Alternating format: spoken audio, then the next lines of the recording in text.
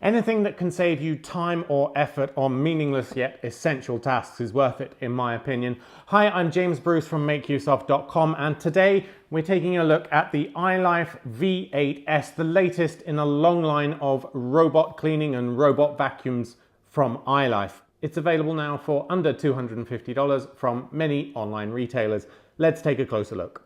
So there's nothing radical from a design perspective here. If you're familiar with the iLife series of cleaning robots, you'll pretty much recognize this immediately. With a roughly 33 centimeter diameter and 8 centimeters in height, it should be able to fit under a lot of furniture, but may still get caught up in chair legs.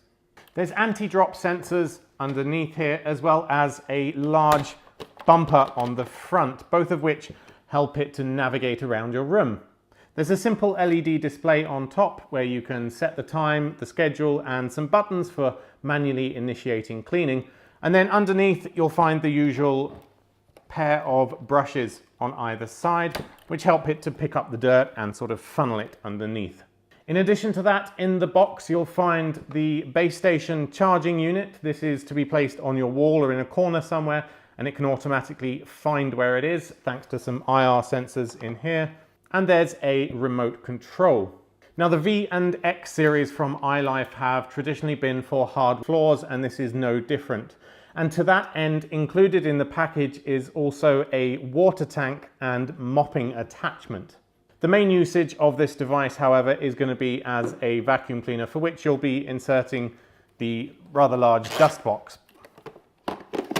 Now, as it's designed for tiled and hard floors as opposed to carpets, you will see that the suction area underneath doesn't actually have a carpet beating bar. There's nothing that rotates and hits into the carpet to bring up dust particles. So this is really just for hard flooring. You can try it on carpets, but it's not as effective. So for the usual vacuuming use, you'll find the large dust box at the back here. It's very simple to remove. And then when you're ready to empty it, you just flip that down and you can pour out the rubbish. If you want a mop instead, simply swap out for this unit, fill it up with water through here, make sure you've got the pad attached securely. There is a spare pad for when you need to clean this one, and then you can just slot that in. Now the robot itself is somewhat intelligent with this. It'll know which unit you've got inserted.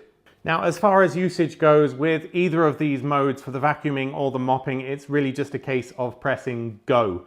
There's no other additional settings that you need to do. The only thing you might want to use is the maximum cleaning mode as opposed to low power. I'm not sure why you'd use low power, just in general. I always have it set on max. Now, of course, neither of these cleaning methods, either the mopping with just water or the vacuum like this, is going to give you a particularly deep clean, which is why you shouldn't use it on carpets or if you have a serious sort of allergy problem or masses of pet hairs to pick up. It's really just designed for the daily dust that's going to collect. As for the mopping function, well, I don't know about you, but personally, I don't find it all that useful to just drag a wet mop across my tiled floor. It gets a little bit of stuff, but it doesn't really clean it that well. Now, I think that's because in the UK, it rains an awful lot and we don't really have that much dust generally floating around in the air.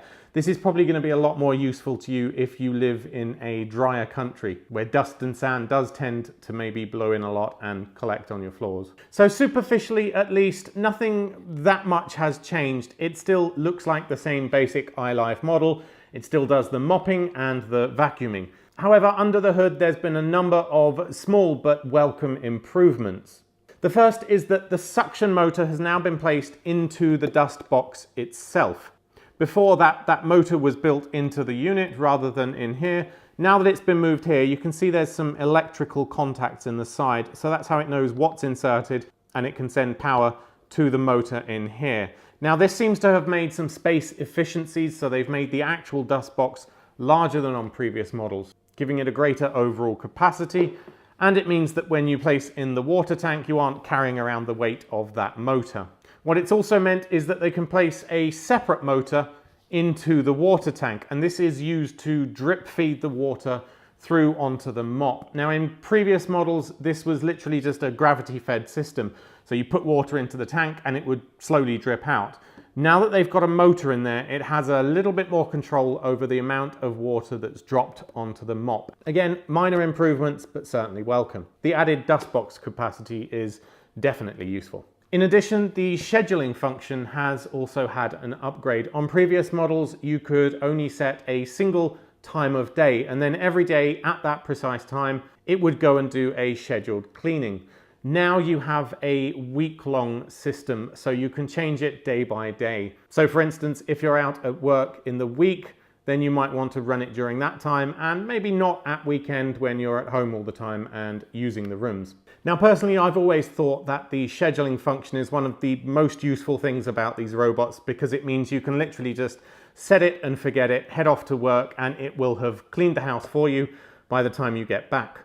All you need to do is remember to empty it every day. You're never actually going to see it doing its job. It'll just go around and do it silently. That's the best kind of automation as far as I'm concerned. Another welcome upgrade is to the unit's navigational abilities.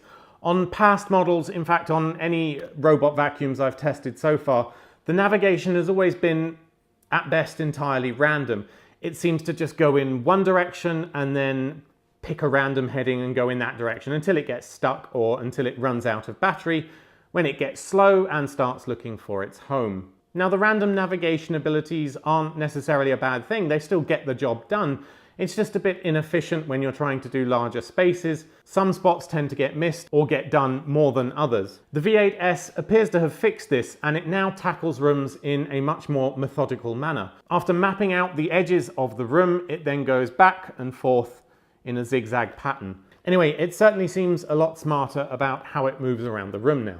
Finally, it now remembers your preference for maximum cleaning mode. On previous models, when you wanted to start it in high power mode, you had to manually click the high power button, which meant, of course, it didn't work for scheduled cleaning. Now the high power button appears to be saved to memory. So for scheduled cleaning, and from then on, if you've left it on high power mode, it will stay on high power mode. It doesn't reset every time. Again, a very minor improvement, but definitely something that's welcome. So, should you buy the iLife V8S? Is it worth it? As with any of these robot vacuums, set your expectations appropriately, and I don't think you'll be disappointed. So for hard, tiled or wooden floors, the V8S is definitely the best budget vacuum cleaner iLife has released yet. For carpets, they have better options available, but if it's primarily for hard floors, this is your best option. The mopping function for me wasn't so useful as I mentioned, but that's going to depend on your individual circumstances as to how useful that is for you. Anyway, thank you for watching, and thank you to iLife for giving us one of these to give away to one lucky viewer. To enter, click on the link in the description. You'll find the giveaway widget at the end. It runs for about 2 weeks from the date of this video, so do hurry and enter to win your own V8S. So, what's your experience of robot vacuums? What do you recommend? Are they a time saver for you, or are they just not really worth it? Head down to the comments and let us know. Thanks for watching. If you're not already, do subscribe. We do roughly 2 giveaways a week where you can enter to win the latest gadgets that we've reviewed. We also publish regular Windows tips, internet tips, DIY tech tutorials, all that good stuff. Until next time,